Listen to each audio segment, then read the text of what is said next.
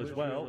This is all part of phase one of the Trump-Gaza ceasefire hostage release plan. The U.S. and Egyptian presidents co-chairing a gathering of world leaders dubbed the Summit for Peace. It's taking place in Sharm el-Sheikh, Egypt.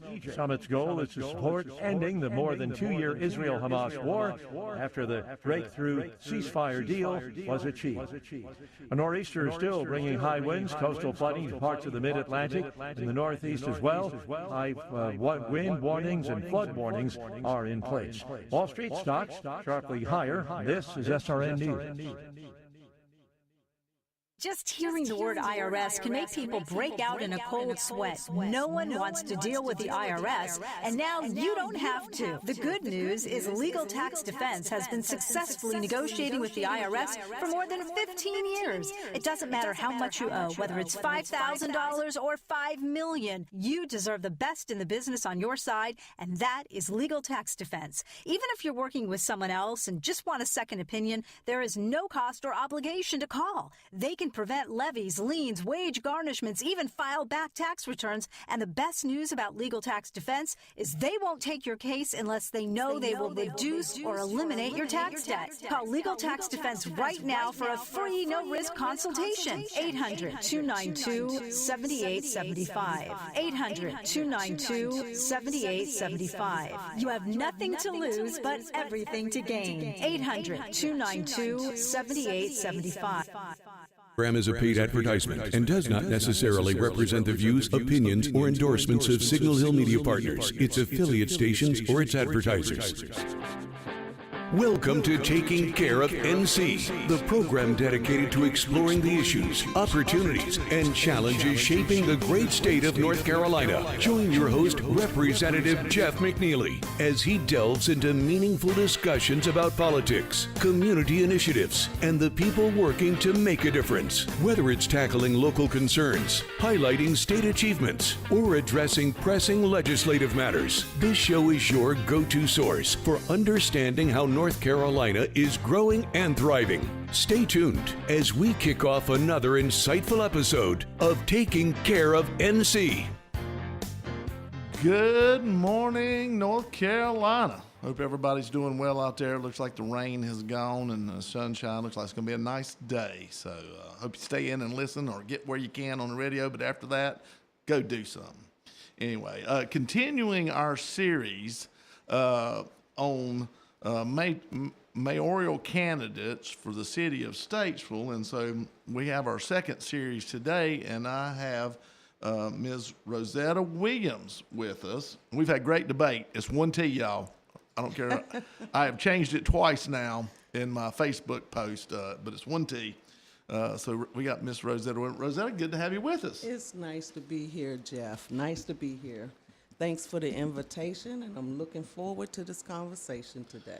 Well, I think we're going to have a good time. Like I said, these are not I got you interviews. I'm just trying to get people to hear the candidate, know who they are, know a little bit about them, you know. Right. And no offense, I know most of them. You are one I don't know, so I'm wanting to know more about who Roseta Williams is that's running for mayor. So, you know, and with that, we'll just jump right in. You know, tell us who you are and why in the world do you want to be mayor of Statesville? Good question. Well, my name is Roseta Williams, and I have a couple of reasons why I decided to step out and run for mayor.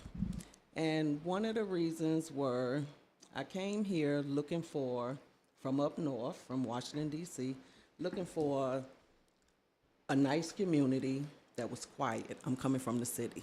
So I'm looking for a place. I have a son. I homeschooled him.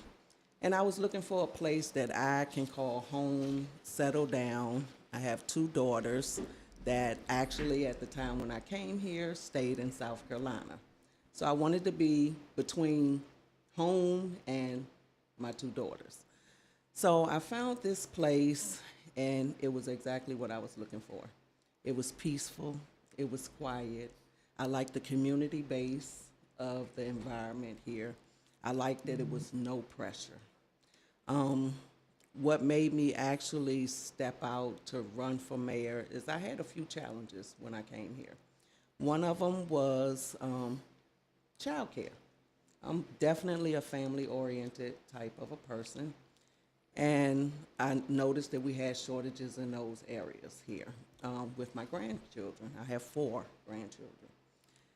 And that was something that's dear to my heart, kids and education. Of course, I spent 20 years homeschooling. So I'm a retired nurse by career. So on that note, I purchased a house here in Statesville and decided to make Statesville my home. In the process of doing that, I noticed that Statesville had plenty of opportunities here I think that it I does. love. I think it does. That I actually love. I noticed that Statesville was growing, and I wanted to be a person here that can contribute to the growth of Statesville.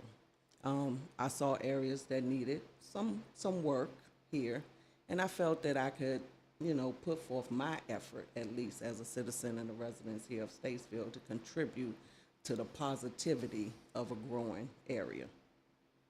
All right. Well, I'm going to ask you this, and this is still along that same line. Have you ever dwelled into politics before? I have. Okay. I'm from D.C., so politics has always been my life up in D.C. There We you rah go. rah for various different reasons, but I also did a dual degree when I went to school for nursing. I did a dual degree in nursing, and I have an associate degree in political science. On top of that, I also did business management and have a bachelor's degree in that. So I spent most of my life in politics. Okay. I'm also a bridge. More behind the scenes, not necessarily a candidate, but more behind the scenes. More then? behind the scenes. Yeah. I worked a lot with, I'll say, intergovernment. I'm a bridge between the indigenous society, because I'm Native American, so I work indigenous tribal stuff within the federal government. Okay. Just curious, because I've got a lot of friends helping with the Lumbee. What tribe? Cherokee tribe. Cherokee. All right. Well, y'all are doing all right. We are. We still battling. My dad actually currently in Maryland, Fort Washington, stays on reservation land called Piscataway, Conoy tribe. Okay. So we still battling. We just won one battle with getting the name of that area to Indian Head Highway. Huh. All right, cool. So- Well, I know, like I said, I got good friends that are trying to try to get the Lumbee tribe here in North Carolina recognized, and I think they should be. They're actually the largest tribe in North Carolina as far as descendants of it, but they're scattered, because they've never had a reservation or point of place other than eastern North Carolina. We won't get into that. We'll get into that another show. Another time. All right. What is the biggest problem or issue facing Statesville at this time, and how would you fix it? Well, for starters, Jeff. And it can be problems. If you want to talk about a couple, we can talk about a couple. Don't have to be one. Okay, well, let me say, in my opinion, there's no single one biggest problem. We have, to me, a lot of pressing issues here in Statesville. So I'm going to touch on some of the important ones to me, and that's our aging infrastructure. Because I see Statesville as a place of growth, opportunity, and prosperity, we definitely have to have a strong infrastructure to support that. So that's important to me. Our pressing crime rate, even though our crime rate has went down, but it has escalated in areas. So we need to continue to push forth safety here in Statesville. Another one is our community division over economic development. Okay. We have a division here in Statesville, which, like the data center being one. And I think that's something that's an issue here that we need to kind of bridge those gaps in communication between, let's just say, City Hall and the citizens and residents of Statesville. So you think somewhere there's a disconnect that the members in council and all right now are doing something contrary to what the citizens are actually asking and hollering for, maybe? Is that what you're saying? Or when you say disconnect? Well, it's a I would say. Or poor communication might be a better word. The communication aspect. I think it should be more transparency, more openness, and more citizen involvement. Okay. All right. You know, All right. I think the citizens need to have a better understanding of the process and the reasons behind why they make the decisions that they do. Yeah. And now when you said infrastructure, you thinking more about water, sewer, because those are things on the horizon. We're starting to get close to maxing out at one and not really close at all to maxing out at another sewer plant. And then there's always the POW bill money to do streets. And we constantly see streets shut down and dug up because they're fixing 70-year-old pipes. Right. Is that kind of your idea where the infrastructure issue is? Yeah, water and sewer, utilities. Yeah, I think that's very important. We need to have stability in those areas. You know, all of those systems here are very aged.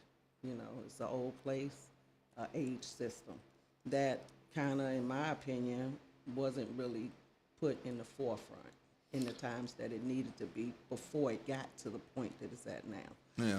I like the idea that, now is a priority, but it shouldn't have had to go to the point of collapse before it became a priority. Well, I think I said it last time with other candidate that was on here.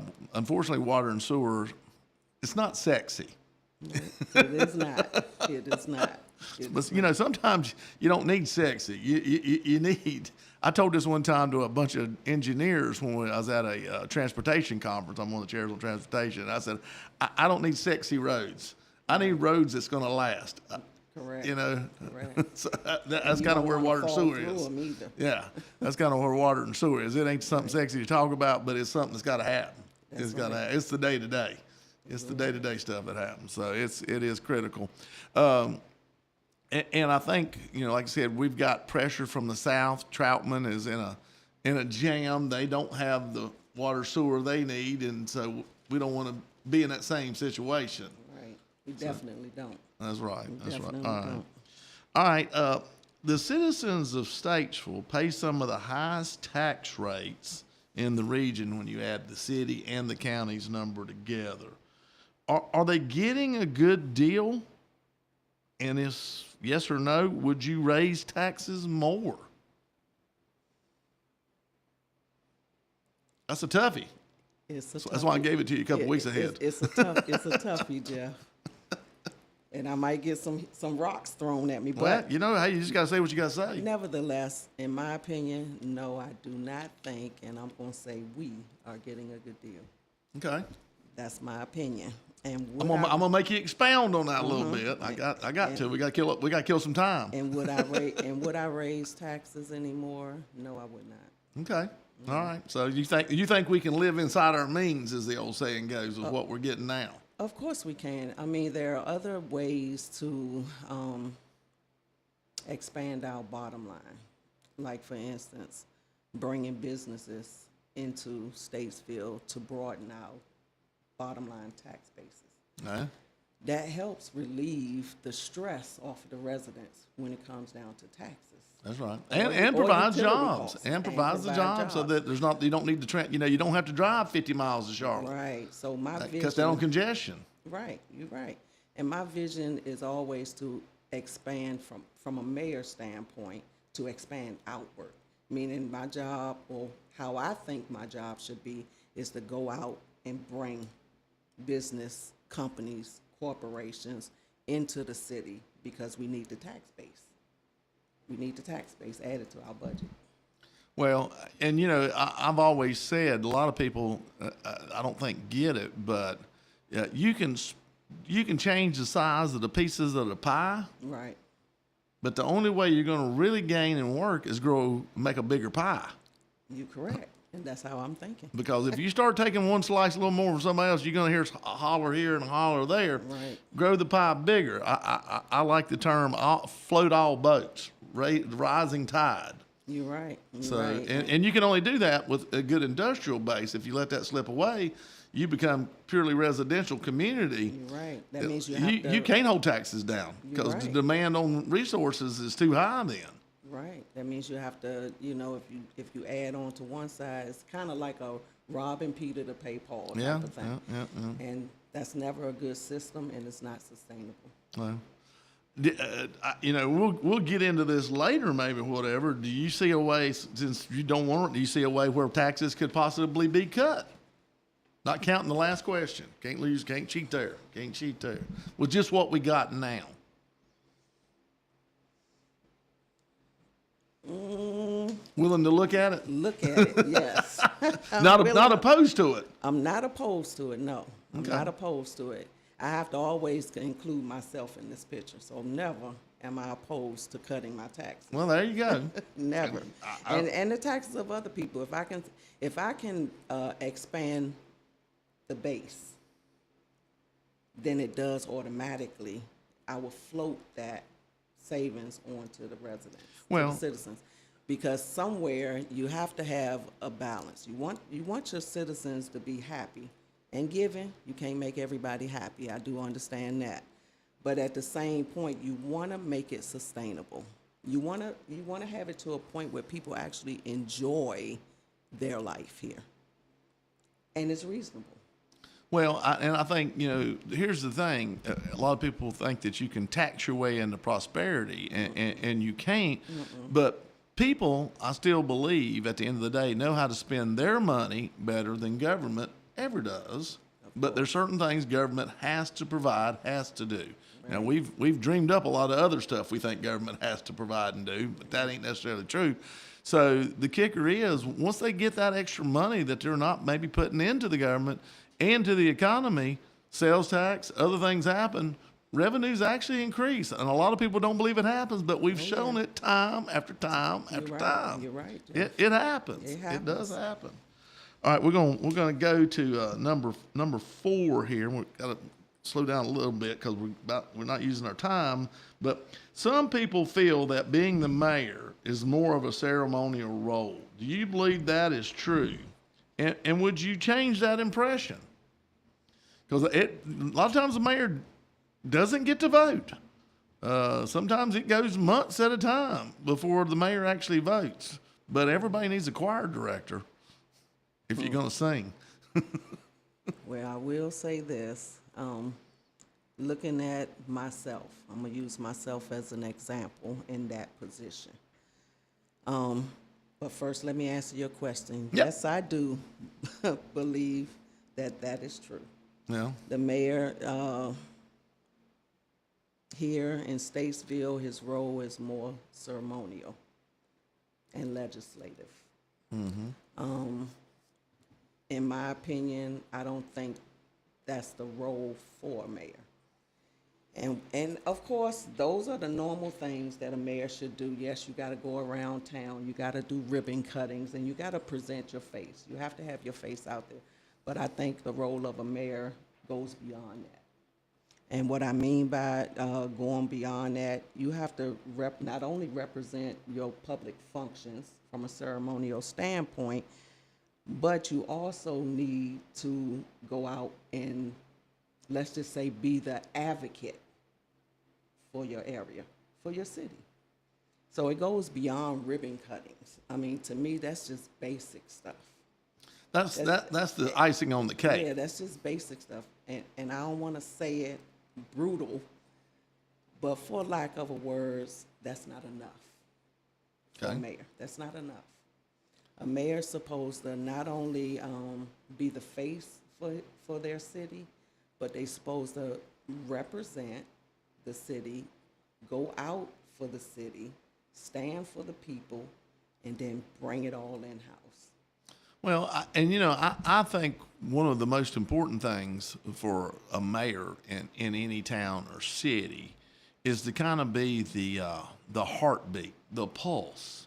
Right. They should kind of have a vibe for what's going on. I always say that and it's hard to learn, and it's something you acquire, though. Being able to walk in and read a room is critical in politics. It very is. And some days I do better than others, but I usually can do fairly decent. And I'm going to put a plug out there.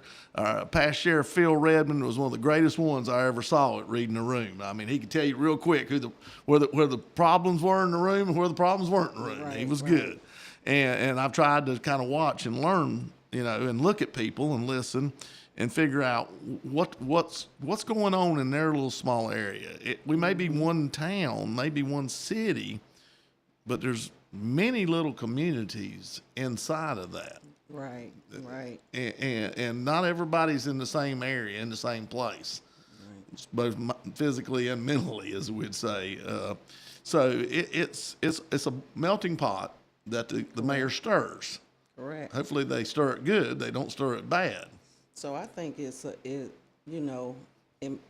me, I would use like a combination of public outreach, strategic communication, and I would leverage my existing authority from a mayor standpoint. So improving public visibility and communication is important.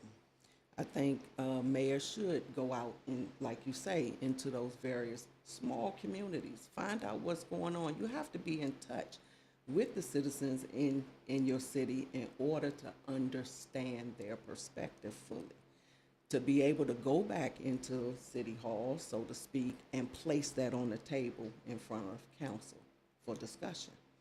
And if you're not active like that, then you're not truly serving the full purpose of your existing authority.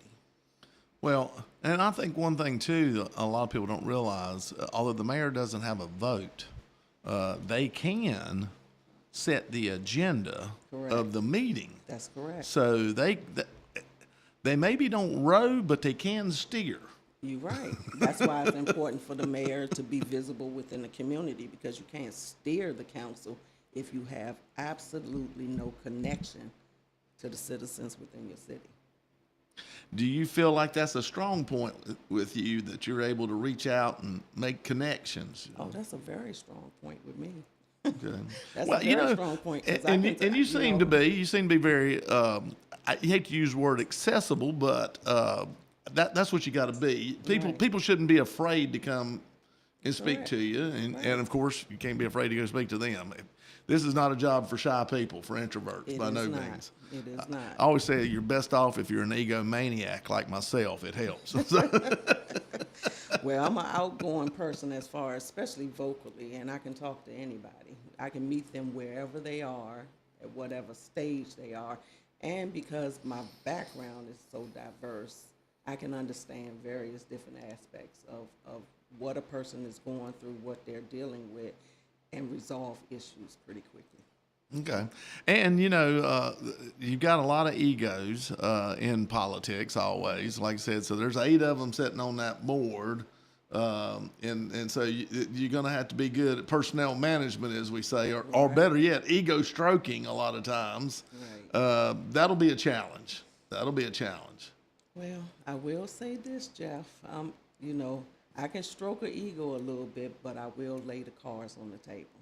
Okay. I like to put the facts out there, because we have real issues, that people are dealing with, including myself. Everybody is dealing with, their own issues. Yeah. So I'm going to put the facts on the table, and we're going to discuss those facts and come up with resolutions that's workable.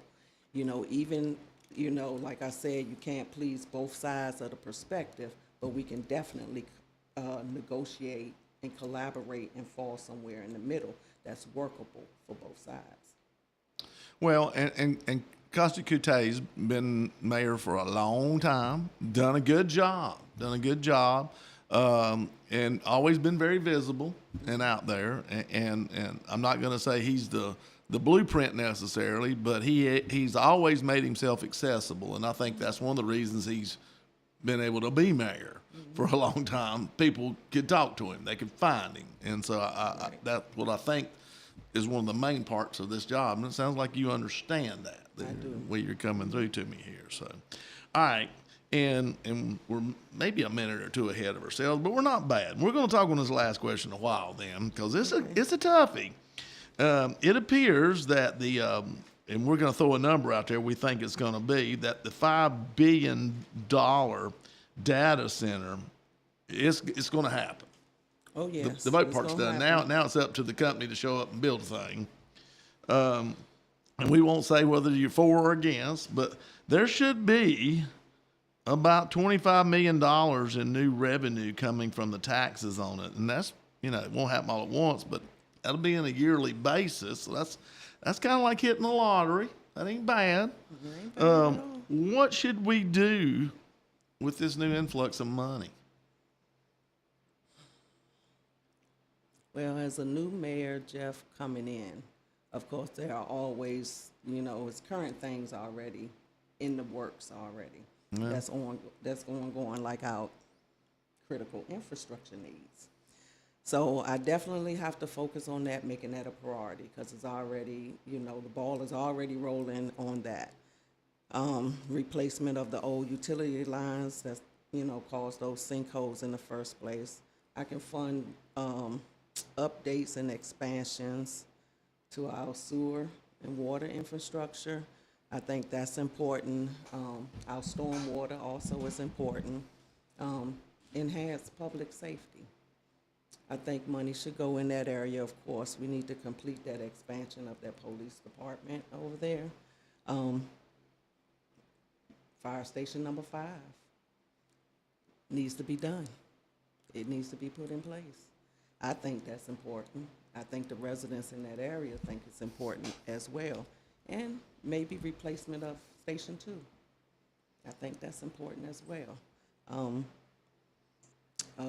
Definitely continue with our street, upgrades. I like that spline. So I think we need to continue with that as well. For economic development, I think we need to partner, with the technical college over there, because I see all these job opportunities coming, especially with the data center, coming on board here. We need to get our citizens up and ready and knowledgeable to be able to hold some of those positions there. In my opinion, and this is definitely my opinion, I think moving forward beyond the data center with other companies and corporations coming to Statesville, we need to solicit that they hire more of Statesville residents over bringing outside people in, because we want our money to stay right here in Statesville so it can continue to build Statesville. Well, I think you're exactly right. I've said for years that we raise and educate our best and brightest. We send them to the University of North Carolina system. Right. Universities, right. There's 15, 16 institutions. Get them a great education. Right. And then they pack their bags and they leave. Right. And that's because they're, even my son, he's going to school, college, computer science. The data center, he was like, woo-hoo, the data center coming. I'll have a job. But he was looking in Texas. He got offers outside of this place, which is not good. That's what's happening to our young folks we spending all this money for this education, but we have nothing to offer them when they get it. Yep. And I don't think that's good. We need to hold these companies that we bring in here accountable. If they say we have, we're going to have 300 jobs, I think half of them should be right here from the citizens here. They need to hire 150 people here. Minimum. And that should be in the writing. And that's with every company here. Not only are we offering these companies benefits to come to Statesville, but how are they benefiting us? So we need to make them or hold them accountable. Either they pay for the job training for citizens here, or they partnership with our universities to skill our citizens for those jobs and make them job accessible, or they contribute to affordable housing or other programs. They need to contribute somewhere. We need to get something out of it besides always offering the benefits. We need to put it in writing that you got to come with some benefits to offer us. All right. Roseta, we're just pretty much out of time. If somebody wants to follow you, because social media is the thing we have to do in politics, is there a website? Is there a Facebook? How do we get up with you? How do we learn more? You can definitely go to Facebook. I'm on Facebook. I have a committee to elect Roseta Williams on Facebook. You can always go there. You can send me your questions, and I'll definitely have answers for you. All right, Roseta, we appreciate you coming in. Good luck in the election, and look forward to hear more out of you now that we've got to meet you. So we see get more and more involved. Well, I love the offer to be here. I'm glad to able to answer some questions for you guys, and follow, send more questions. All right, thank you, ma'am.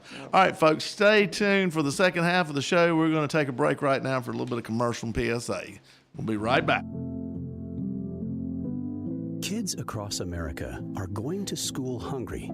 Millions of kids every day. But one simple thing can help change all of this for a hungry child in America. Good, healthy food and the energy it brings. With help from caring people across America, No Kid Hungry is providing healthy meals and hope to hungry kids so they can build better futures. To learn more about ending child hunger in America, go to helpnokidhungry.org today. We all want more for North Carolina. More boundless views, more adventures in the outdoors, and more clean roads to get there. But to get more, we have to do less. Less littering, that is. Make it your nature to trash your trash and keep NC clean. And we'll all have more reasons to love North Carolina. Litter less, get more. For more on the 7 outdoor NC Leave No Trace principles, visit OutdoorNC.com. Sponsored by the North Carolina Association of Broadcasters and Visit North Carolina, a part of the Economic Development Partnership of North Carolina in cooperation with this station. We all play a role in keeping our community safe. Every day, we move in and out of each other's busy lives. It's easy to take for granted all the little moments that make up our everyday. Some are good, others not so much. But that's life. It's when something doesn't seem quite right that it's time to pay attention. Because only you know what's not supposed to be in your everyday. So protect your everyday. If you see something suspicious, say something to local authorities. Bravo, Brenda. You've always been a saver. Price matching your price matches. The self-proclaimed queen of extreme couponing. But this time, you've truly outdone yourself. By saving for this electric vehicle, you're locking in up to $1,000 a year in fuel and maintenance savings, which will leave you saying, cha-ching, every time you unplug. Good for your wallet, great for the planet. That's the power of EV. Sponsored by the NC Clean Energy Technology Center and the North Carolina Association of Broadcasters in cooperation with this station.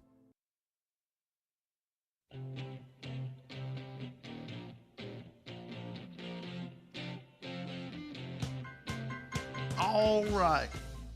Back here with the second half of the show. Got a lot to talk about.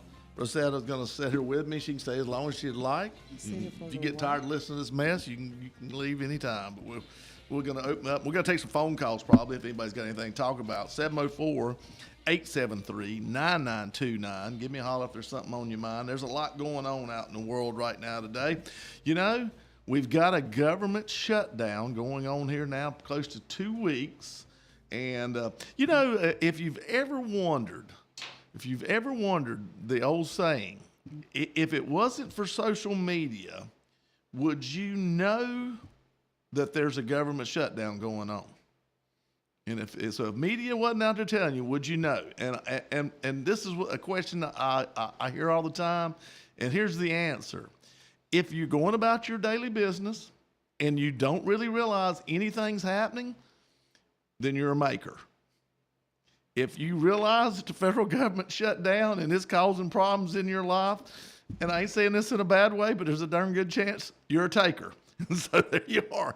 And we're getting to the point where I don't know if there's enough makers to take care of all the takers. So it's getting really close there. You know, the funny thing is, listen to Chuck Schumer over the weekend, and Chuck goes, things are going great. Now, I don't know what he thinks about government shutdowns and how he feels, but I'm not sure where he means things are going great.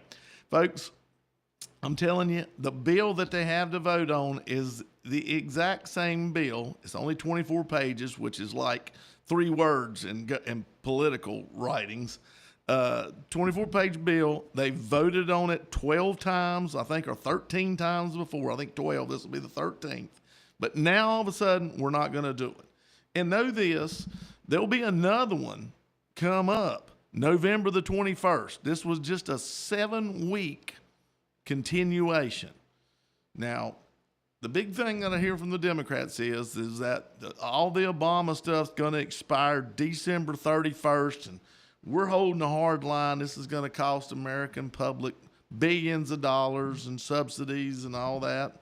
And I'm not going to disagree with their thinking on that. But why are we not meeting and talking about it instead of trying to do this from the point of a bayonet, considering we basically got 3 months or at least 2.5 to get it done? And believe me, in government time, that's eternity, because I've watched us pull stuff off, and so has the federal, in a matter of hours. So if it needs to happen. But shutting the government down the way they've gone about this, and the Democrats not wanting to come and do what needs to be done to keep the country going, keeping people from getting the assistance they need, it's going to affect the military, although Trump says he's found a way. They have some developmental funds that for over a 2-year period he's going to pull from, and they'll pay them back. So maybe they're not going to feel the crunch is bad, but there will be issues. But this is just not the way you do government. You do not take your ball and go home. This is the problem I see in our country today. There's so much divisiveness on both sides that we're not very functional. And you've got to be able to sit down and talk this through and make your case and then put it to the American people. But by the way we're doing it right now, and I've watched a lot of the news conferences between Schumer and even Mike Johnson, not really getting a whole lot done. Mike Johnson basically said, hey, we're here waiting for him to vote.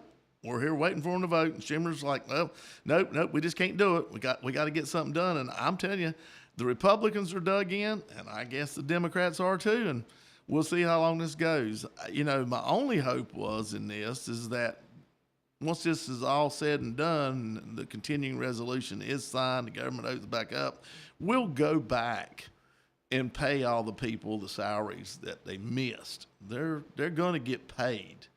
Now, there's going to be some that got fired that may not be called back, and that's a whole different story. And if we could shrink the size of government and not lose any of the abilities that we have, not lose any of the needs that it does, hey, I'm all for a smaller government. So this is going to be pretty interesting. And right now, and I've actually got kind of 4 crazy as it gets today. And that's my segment. I always do at the end. But crazy as it gets, part 1. And like I said, if anybody wants to call in, give us a holler, 704-873-9929. But there's people on the other side that are now hoping that the peace deal that Trump has brokered in the Middle East falls apart. Got somebody? Yeah, we'll take them. Hey, this is Representative Jeff McNeely. Who do I got here? Hey, Jeff, this is William. How you doing this afternoon? I'm good, William. How you, brother? Pretty good. I like some of Miss Roseta Williams' ideas as governor. She's got some good ideas. I think she'd be a good asset to the city.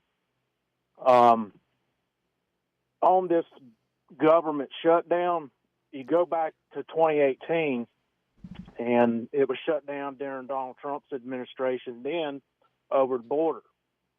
And I'm sure that there's some of that going on today in 25 as well as far as budgets. Bottom line is it's all about money. That's what they're arguing about. So my question is not really a question, but I got a theory. Maybe we can solve this government shutdown. Why don't we have, for example, like Chuck Schumer, take it out of his wallet instead of taking it out of the government workers that may not have a dog in the fight, but they lost their job because of the results of it. Why don't you start taking the money out of the big dogs' pockets, and maybe they'll get something solved then. I would love to see a bill passed that the moment that the government is shut down because of a constitutional crisis, we'll call it, or whatever, inability to come to a conclusion that the pay for not only the senators, the representatives, all their staff, and the executive branch staff. So everybody that's involved, that's hooked to an elected official some way or another, all that money stops until the government does. I think you'd see a whole lot of different things happen. I think. Well, I'm just saying, it may be a harsh way of looking at it here, but I agree. Nothing's ever hard for the person that don't have to do it. Yeah. Yeah, I think that would make life real interesting. Like I said, if they're not going to be there, then hey, you know what? Then we're not going to send you that check. And the funny thing is, in the House and State Senate, our checks are small. We've always offered to give ours up continuously because it's not too much. But now you go to the federal side. You're talking about 178, 180,000, I think, for representative, and I think 240-some thousand for senators, and then you got staffs, and you got all kind of different stuff. It adds up to a lot of money. I'd say in a week's time, it'd probably be, I don't know, I'm going to say close to 100, 200 million, probably every week, clicking off. So, yeah, it could turn into something. In the budget, when you guys go to Raleigh and go to bat and trying to get things done for cities throughout the state of North Carolina, there's a lot of money distributed out in areas that we may, as general public taxpayers, not know about, but some of us we do if we try to get involved with it. But it was just a thought, running Washington, D.C., it'd just be like running Iredell County, Statesville, North Carolina. You gotta pay your debt first, and then if there's any money left over after paying your debt, then you can spend it in the areas that you want to spend it in. Going back to Miss Roseta Williams's idea of bringing retail into the city, I think that'd be a good idea because really, when you get down to brass tacks here, Walmart is the only retail we have outside of Belk's. I'm sure there's something going to probably be happening soon in the near future of the old mall. Maybe retail will go in that area. I don't know. I hope I've heard conflicting stories about that. I've heard that there's going to be both commercial and residential there, but nonetheless, if we could get some more retail into this city, it would help. It would really help. And I think we're lacking of that. And I know that takes money, but like you said earlier, grow the pie, and then we can start slicing bigger pieces, Yep. That's the answer. So you got to look at, and one thing I really think for years I've watched Statesville City Council. I'll just tell you this, Roseta, go after manufacturing, and I think manufacturing is great. But the problem a lot of times with manufacturing, unless it's a specific homespun business that comes, organically out of the ground here in Iredell County, it chases the cheapest inputs constantly, labor, whatever you got to have to build the product. It chases it, so you can't. It's hard to keep them tied down. You give them 5 years of tax incentives and this, that, and the other. Come year 6, they're looking for a bigger building in someplace in Virginia or South Carolina or whatever, and they're on the move. But one thing that we do have here that's not going away is 2 interstates and the ability to do distribution. And I think everybody's always thought distribution was a dirty word, but it's not. Not necessarily. Not necessarily. Hey, I got boys making good money driving trucks and running forklifts and doing these things. Yeah. I've been driving trucks for over 35 years, so I know that's where it's at, distribution warehousing. And we've seen that coming for a long time now. And they built the Crossroads of America is what they called that project. They got that interstate straightened out, and now you're starting to see warehouses pop up. And it may take a little while for businesses to get in them, but they'll get in them. It's like the baseball field. You build the field, they'll come. Yeah, they're looking for stuff ready. They're not looking for stuff 2 years down the road. They're looking for 30 and 60 days, and so we're actually getting that done. Kind of. There's a snafu right out here at the corner of 77 and 40 that the city could do something to help, and I hope when you get in, you do something to help. It's crazy what's going on there. I can tell you that some other day. But Rome wasn't built in a day. So that's right. We got this little Rome we're dealing with here in North Carolina, and we'll get it built up. We just all got to get on the same page. Got to get on the same page. All right, listen, Jeff, I appreciate your time. Appreciate you taking my call, and good luck to you, Miss Williams. Thank you. And you guys take care, okay? All right, appreciate you, William. Got somebody else? Hey, let's got them riled up this morning.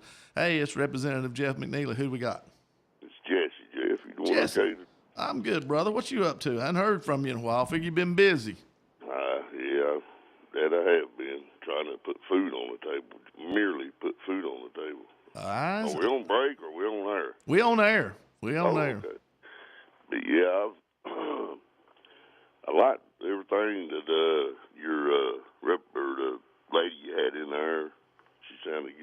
feel like, would be best if we had somebody that was born and raised in Statesville. No disrespect to her, but she did have some really great ideas.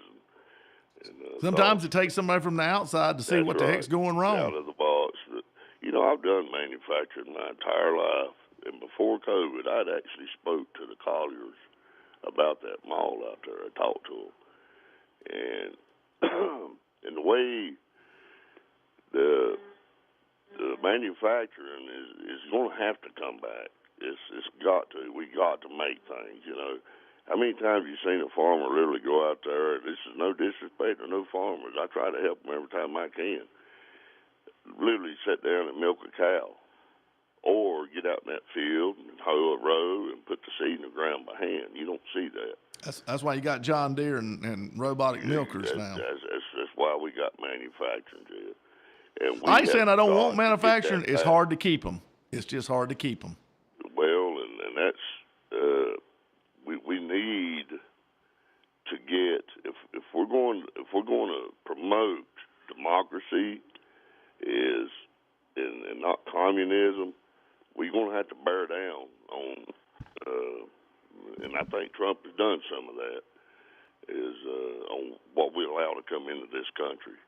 I've literally, and I dumped thousands of dollars into a move up here, and I even talked to Billy before COVID about this and trying to get products started and off the ground from grassroots instead of borrowing millions and millions of dollars and trying to, start from scratch and build from ground up, and it's just the way things are. It's impossible.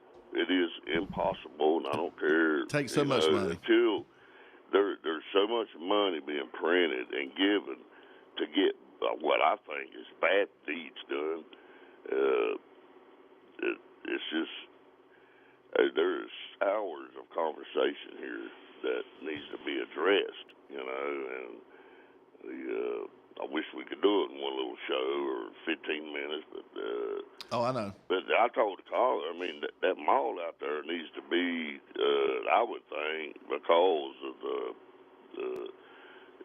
everyday goods that people use is pretty much just gone to online to where you take the market for manufacturing like machines, and you know how they have every 2 years the show like up in Chicago. What is that? Where they every 2 years they meet up and they have this big manufacturing show. And that mall would be perfect, especially with these crossroads being right there.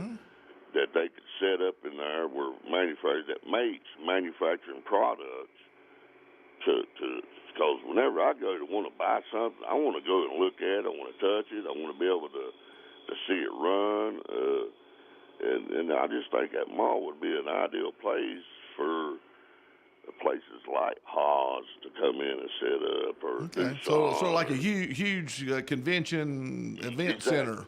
Yeah, a full-time retail or marketing mall for manufacturing, like a huge display.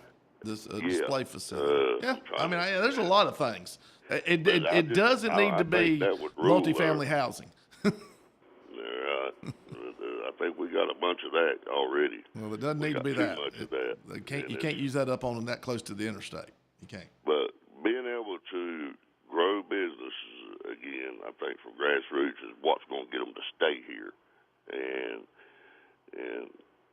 because people want to work from home, micro manufacturing, I think, is going to be our future. It could be. These large manufacturers, people don't want to work in them because of just all the red tape and stuff that you got to go through. I worked in them half of my life, Jeff, and when I went to work for myself, I was like, I'll never do it again. I'll die before I go back to a big manufacturing facility. And I'm probably not far from it, but because I can't afford health insurance, and it's just that's the only way I feel like this America is going to ever get back on its feet again. And the only way we can do that is with hope. Well, and that people make the right decisions that we put in office to do. So that's my opinion on that, Jeff. And I've got to the point to where it's, you can only do so much. And when you take I listen to this radio station all around. I hear what everybody's saying, and it's clearly what a problem is. Just remember, this is the only show that makes any sense, Jesse. Remember that. Right. Okay, go ahead.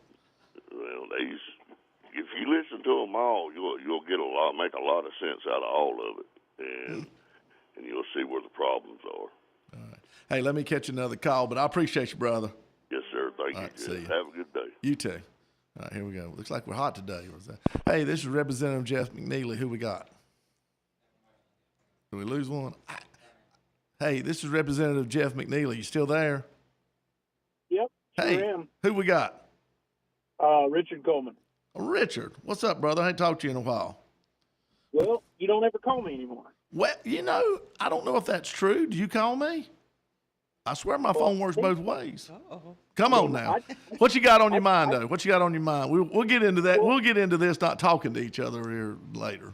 Anyway, what you got up? Well, I was listening to the end of the interview that you just had, and we're trying to incentivize businesses to bring jobs to Iredell County was the point of that discussion, if I'm not mistaken. Yep. But then, you've been in the legislative body and you've been in the inner workings of the county for a long time. So I figure you got a fair amount of experience with that. And I was just curious that when you start to pose restrictions on new businesses coming into Iredell County, like the number of local residents that they have to hire, or the amount of money that they have to contribute to the local affordable housing, what does that do to those kind of situations where you're trying to negotiate good-paying jobs coming into the county or coming into the municipals, as it were? That's a question that's not easily answered to the fact. I will tell you what we have done in the past when we've done economic development packages, like when I was county commissioner. We set an employment number and we set an average salary. And if you will hit these numbers, we will be glad to, basically take it from the taxes that you're owed every year in a rebate form and so we've done it that way. Can we say where do we get them from or whatever? Anything can be negotiated. I don't know if we've ever done that before. You would think, though, that most of your applicants, you hope, are going to come here. The kicker is, do we have them skilled enough to do the jobs that they're asked to be done at that particular, whether it be data center, manufacturing, whatever. And then the next question is, how do we go about training people to do that? And I'm sure Mitchell College is going to take a long and hard look at seeing what they can do to try to make sure they have a curriculum that's going to match up to help supply employees to this data center or whatever. They've been really good at pivoting and doing what we need to do to help us make sure we got a chance to get our citizens in this county employment and keep them close. Yeah, I just, as I was listening there, and I'm a small business owner myself, but the more restrictions you put on me for, being able to provide a service in a certain area, the less likely I am going to be to provide service for that area. It's like, I think that the number that was kind of tossed out there is like, well, if you're requiring them to bring 300 jobs, 150 of them have to be locally. Well, what happens when you don't have 150 local applicants that actually qualify for the job? I got you. All right, Rosetta, she's wanting to answer. Go ahead. Well, for one, from a small business perspective, those type of stipulations wouldn't actually apply to a small business. Small businesses don't employ that magnitude of employees. So when I was speaking of that, I was speaking of large corporations and companies that we bring into the city, similar to a data center, or as the last call-in stated, a manufacturing plant of something of that magnitude where they have a large employee base. Now, those are types of corporations and companies or manufacturing and distribution centers type things, or strip mall type of complexes. Those that house a lot of employees like that, we have to kind of do a barter and trade type of a thing. You can put a carrot out there. You can say, hey, you don't have to hire half of your workforce, but if you do, then we will give you X more off on your taxes as your economic incentive. Right. I mean, you can do that. Those large companies that look at Statesville to possibly come here or purchase land and build here, they definitely look for the tax break that we can offer them, you know, in the start of their business here. Now, with those incentives that we can offer them in the start of their business, I like to see what they can offer Statesville and the citizens of Statesville, because we shouldn't be making large offers to benefit a company that's not feeding back into the city for our citizens. So that's what I'm looking at. I'm not so much focused on, you know, small businesses like yourself, because small businesses keep our, let's just say a lot of our youth are employed through small businesses, and we need that as well. And I agree that you've got to have a certain amount of large business as well. But if I'm not mistaken, a lot of your economic incentives for your larger businesses do have a sunset to them, so they're for a limited time only in order to get them into the door of Iredell County per se. So, would those requirements then sunset with the tax incentive breaks that would sunset with those as well? Well, from a sunset perspective, we're not wanting it to be a sunset. We want long-term commitments. You know, and I understand the long-term commitment. We don't want companies to come and go. We want them to be rooted. No, for sure. Let's use, for example, the Walmart distribution center in Troutman. Okay.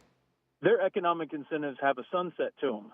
So if you, say, for instance, they wanted to build another one somewhere in Statesville, and you were requiring a certain number of local employees have to be employed there versus them coming from Iredell or not Iredell, but from Catawba or Rowan County. Mm-hmm. And then you're requiring, if they don't, then they have to contribute to, certain programs.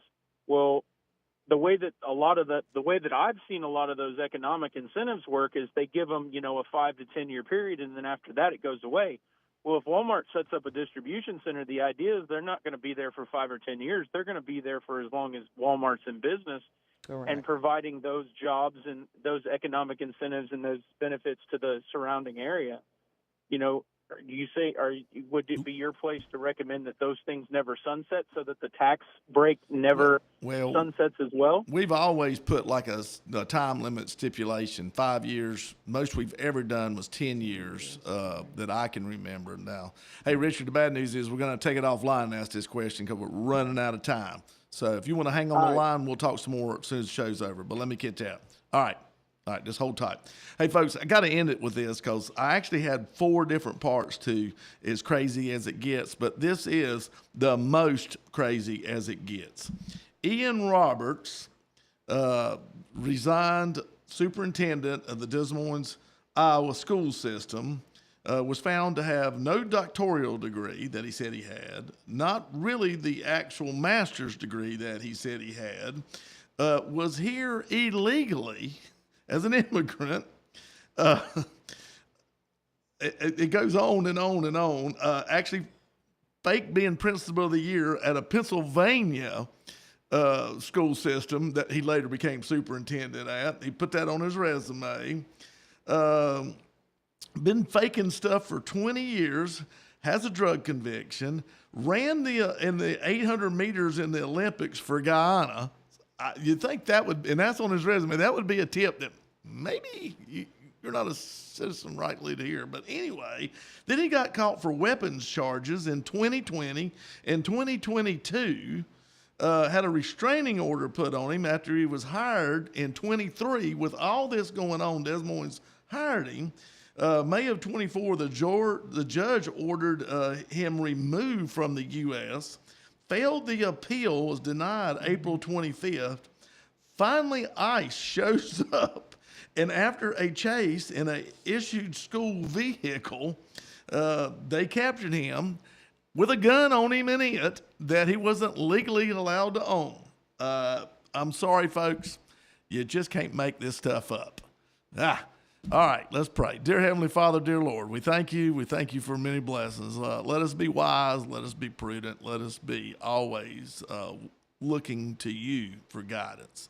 Watch over us. In Jesus Christ's name, amen. Folks, until next week, take care. Thank you for tuning in to Taking Care of NC. We hope today's program offered valuable insights into the topics shaping North Carolina's future. Stay informed, stay engaged, and join us next time as we continue exploring the issues that matter most to our state. Until then, take care and thank you for being a part of the conversation. Real Country is 550 AM WAME, 92.9 W225BD, Statesville. WAME and Bunce Johnson Funeral Home are proud to present our national anthem, Bunce Johnson, where every detail matters. Call them at 704-873-7223 or stop by their location at 705 Davie Avenue, Statesville for your personalized experience. Oh, say, can you see by the dawn's early light what so proudly we hailed at the twilight's last gleam?